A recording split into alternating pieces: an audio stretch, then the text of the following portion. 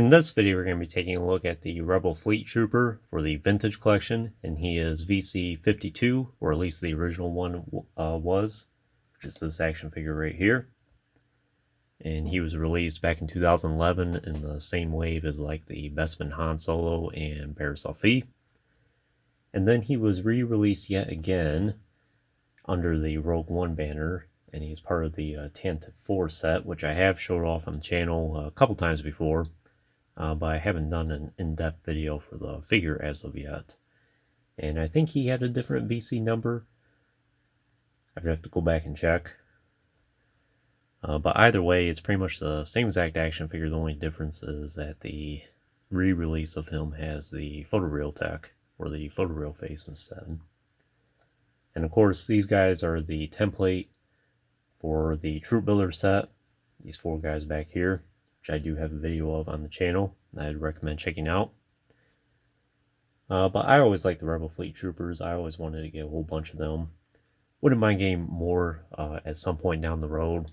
And I do hope to get more of the Tantive 4 sets at some point, but it's just one of those things I haven't got around to yet. And unfortunately, I must have thrown out the pegs that were used for the bottom of their feet. Because I don't have them, and I would like to get them at some point. And I'm thinking about getting at least 2 or 3 more sets down the road, and thankfully they're still fairly affordable. But we'll see what the future brings. But we'll look at the original one here first. And I did not get this guy back in 2011. I actually got him from Tungori within the last 5 or 6 years or so.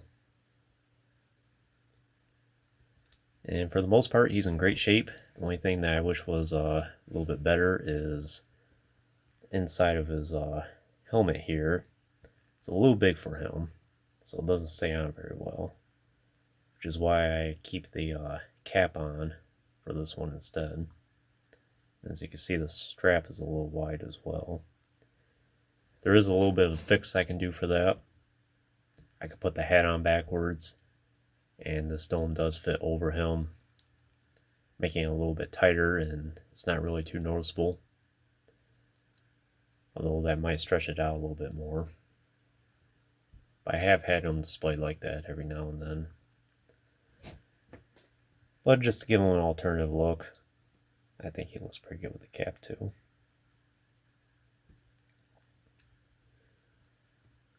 So I probably talked about this sculpt. In fact, I know I talked about this sculpt in great detail for the Troop Builder set. So there's really not a whole lot more I can add to that. You can just see the difference in the head sculpt there.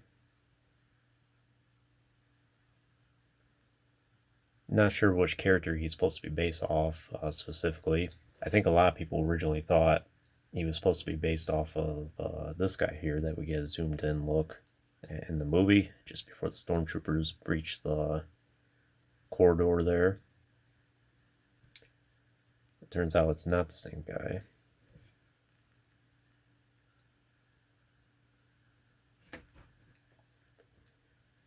And his vest with all the pouches there looks great. His trousers have some pouches as well. Wish he had a holster at least, but that's alright. You can see the joints on my sample here are looking a little yellowed.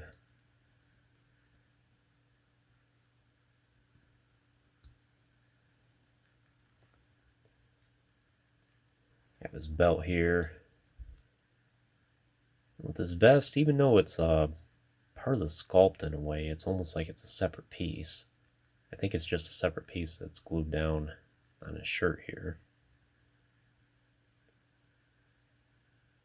Then you have the bandolier with extra ammo wrapped around his ankle there, which does plug in. Yeah, right there. Kind of hard to tell.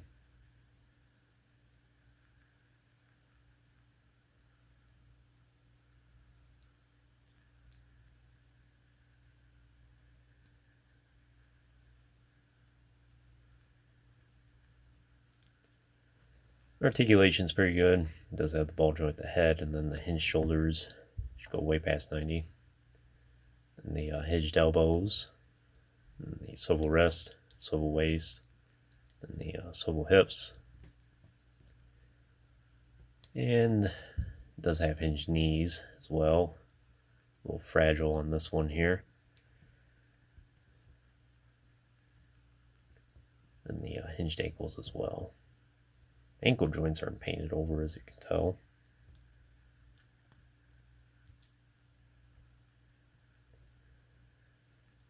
I know a lot of people would like to see the articulation updated, and I think he would be a great contender for that. Give him in some more crouching poses and things like that. A little harder to do with his hip range there, but still pretty good. And then for accessories, he does have quite a few. Has the Rebel Blaster there. It's pretty standard. Fits great in his hand.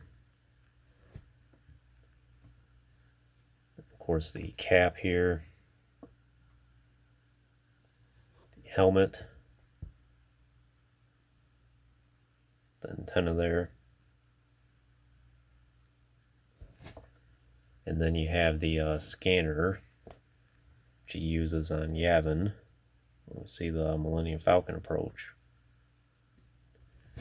I think that fits all right in his hand.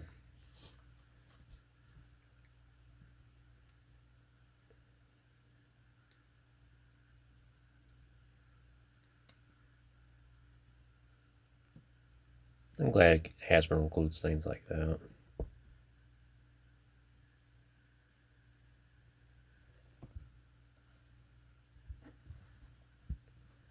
Then for his re-release, same exact action figure, just some minor paint differences is all.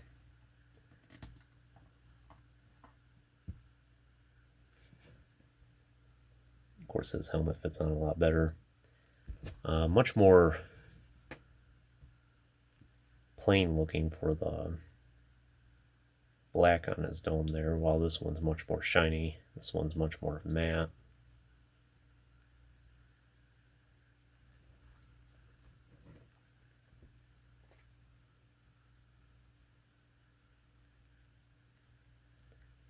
Same accessories, and they all appear to be about the same. Bandolier here as well.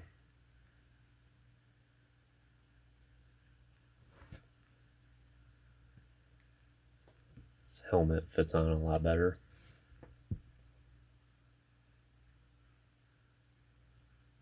I think the photo reel turned out alright. I can't really say one's better than the other, though. I guess it just comes down to your personal preference.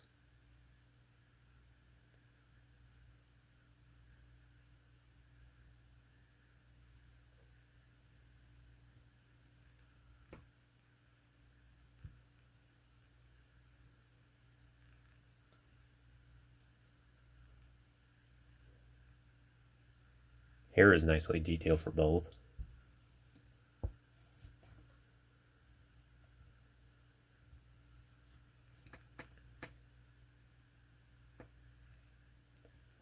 And if I really wanted to, suppose I could take the helmet from this one, swap it out for this guy. And it does fit all right.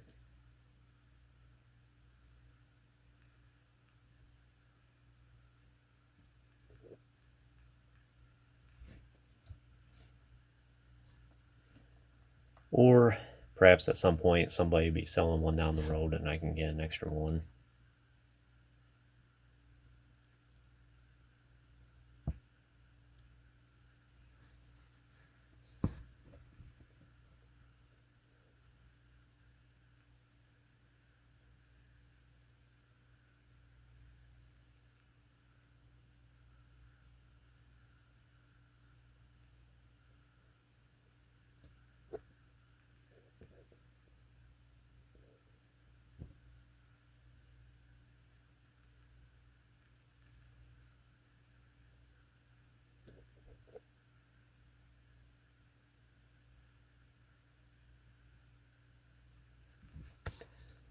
But I think that's all I can really tell you about the Rebel Fleet Trooper here.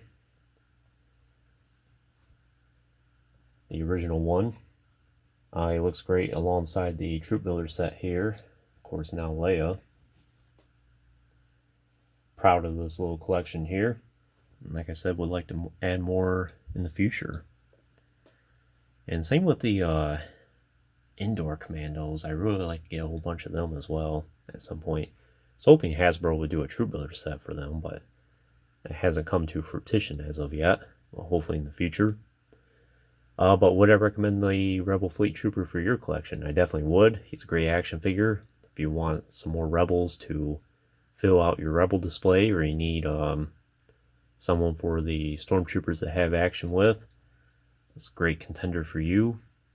Of all the Rebel Trooper designs, this one's actually probably my favorite of them all. It's a close call between this one and the indoor ones.